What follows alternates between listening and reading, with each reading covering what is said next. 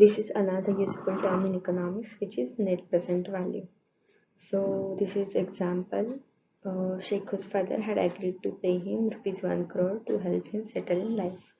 But Feiku's father had made another arrangement. Not sure of Feiku's maturity, he is promised to give rupees 1.2 crore after 3 years. So how do you decide whose father will give more money? So the problem is solved by net present value. So the actual thing is the price of money is not fixed. It is not stable. It is constantly changeable, and it is due to some inflation rates and all things. So yeah, I'm going to cover that topic in the later slides. That is inflation rate and all things. So let's answer this question. To answer the first question, we need to know these two terms, present value and net present value, commonly known as NPV.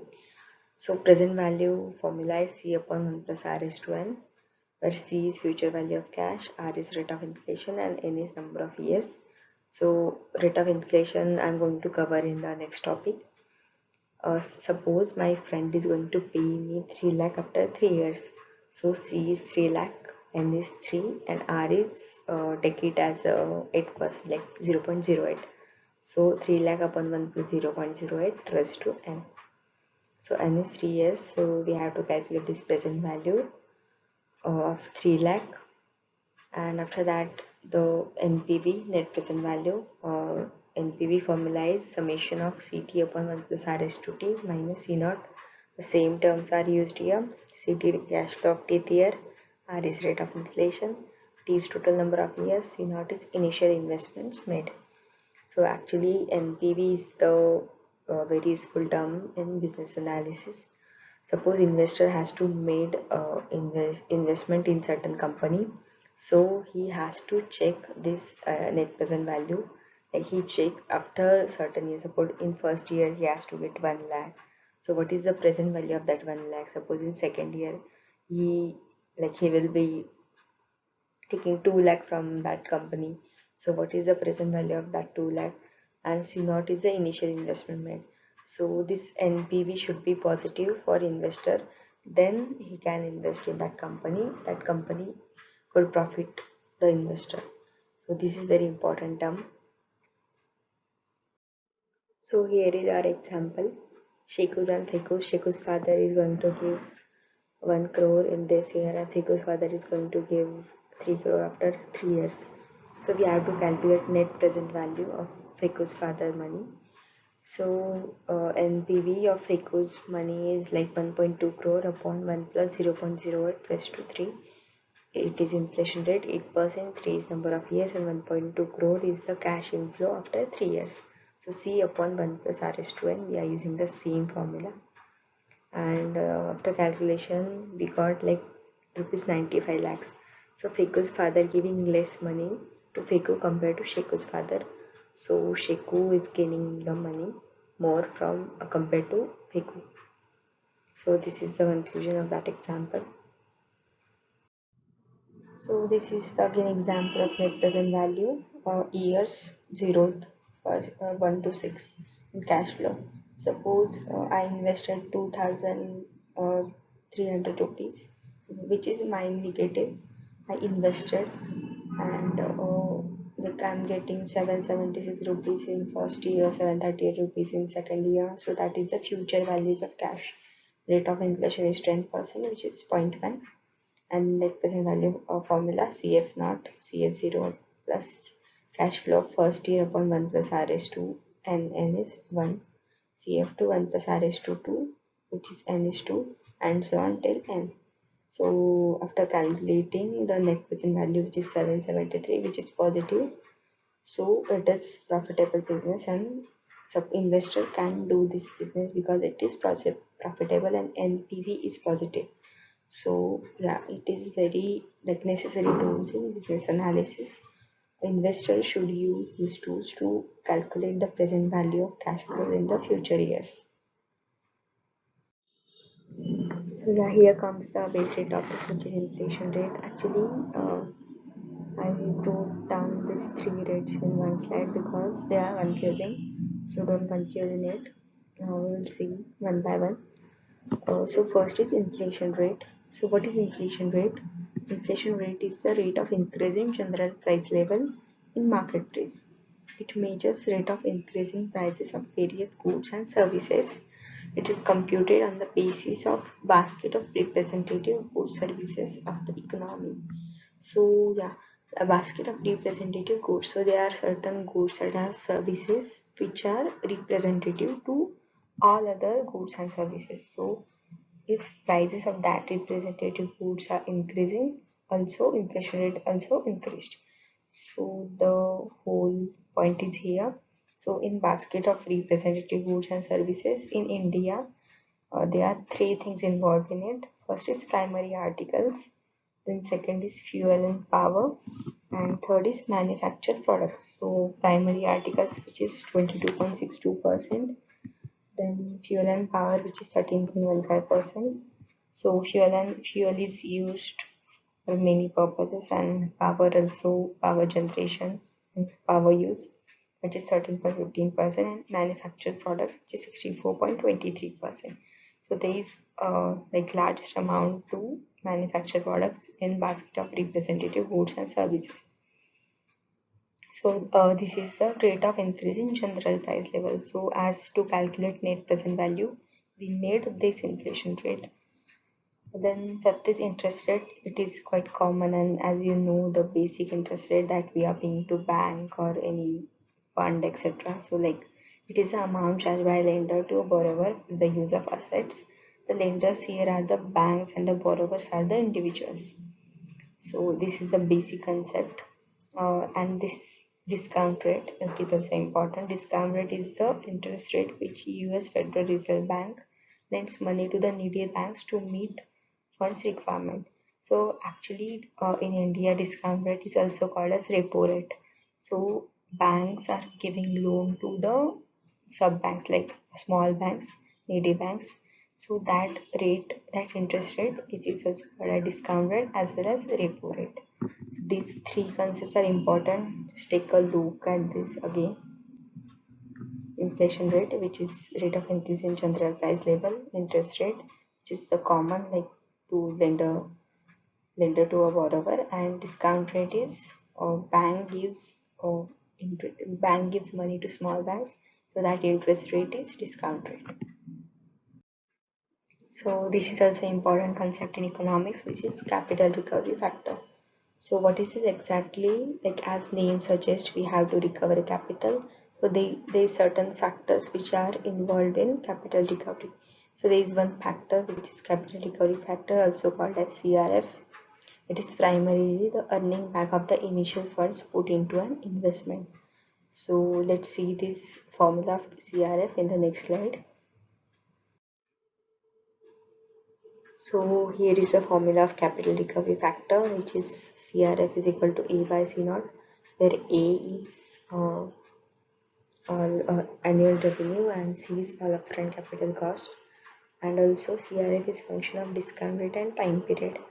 So CRF is equal to A by C naught is equal to F of T and N, where this formula is D into 1 plus T raised to N upon 1 plus T raised to N bracket minus 1, where T is discount rate over the time period N, C naught is all upfront capital cost, A is revenues in that year minus and summation of annual O&M cost means operating and machinery cost.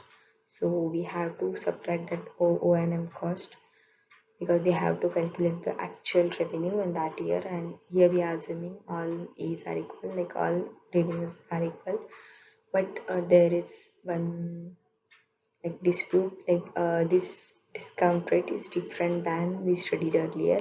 That discount rate is related to bank loans and the interest rate between two banks, but this discount rate is like the interest rate only. This discount rate does not mean the bank wala discount rate. So just see the difference. This discount rate is actually calculated in discounted cash flow. So just see the difference between that discount rate and this discount rate. So let's move to the fourth topic, which is economics related to energy technologies installation.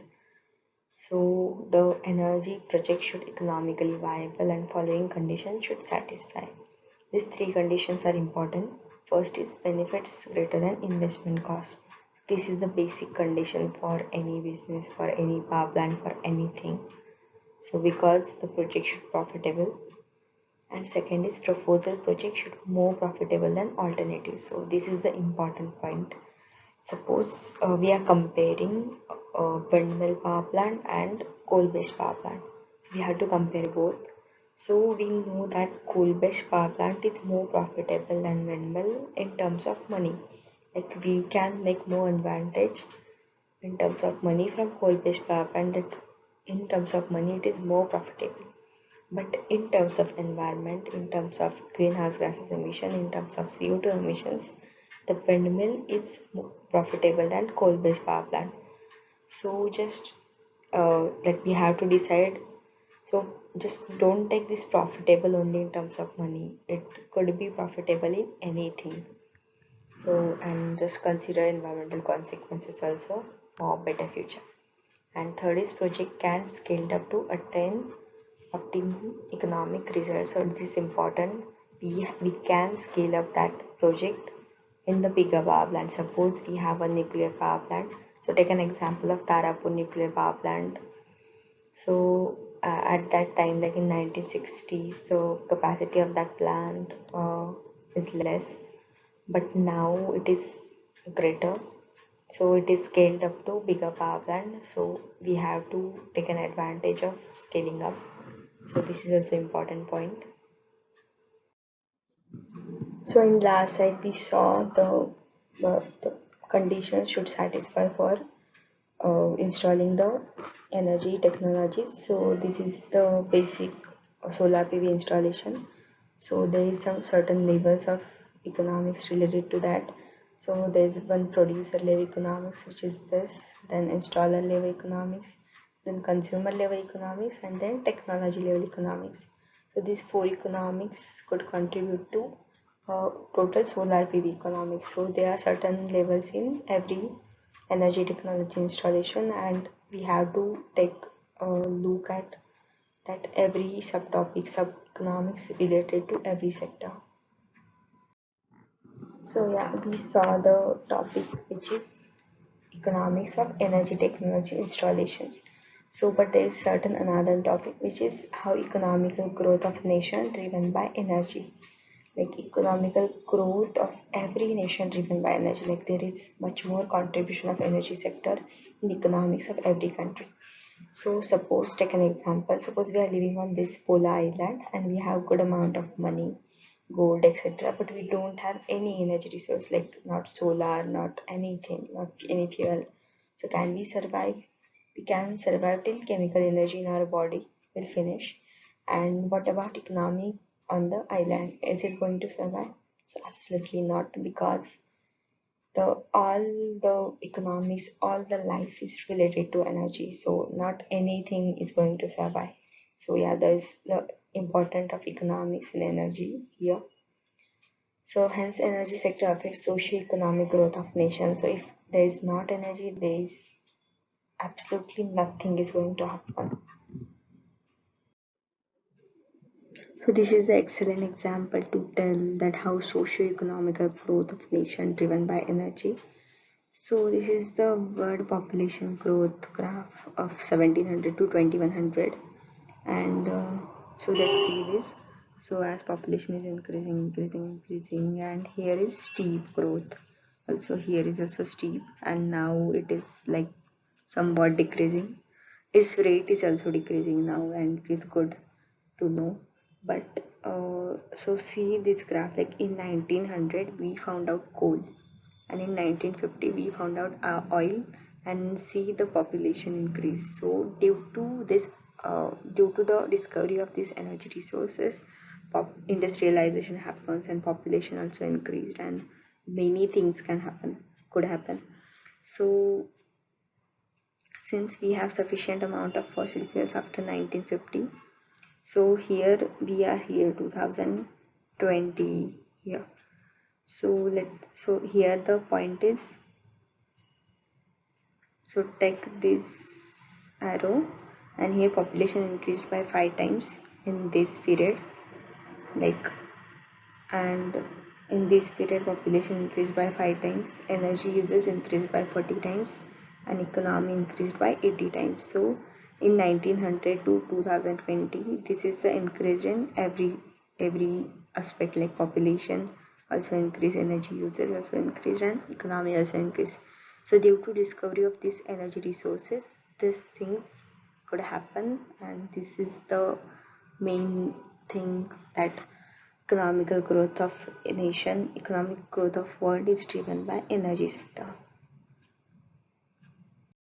So this is also very important term in energy economics. Like, we saw the some general economic terms which are used in general economics, but it is basically based on energy economics, which is energy return on energy invested, commonly known as EROEI.